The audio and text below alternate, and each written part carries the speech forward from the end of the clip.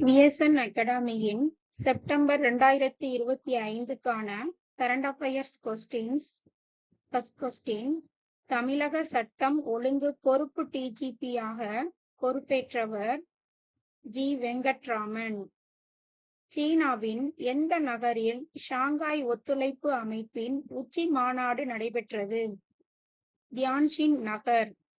சீனாவின் தியான்ஜின் நகரில் ஷாங்காய் ஒத்துழைப்பு அமைப்பின் உச்சி மாநாடு நடைபெற்றது.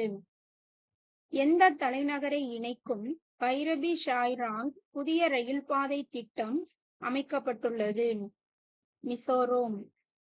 மிசோரம் தலைநகரை இணைக்கும் பைரபி ஷாய்ராங் புதிய ரயில் பாதை திட்டம் அமைக்கப்பட்டுள்ளது.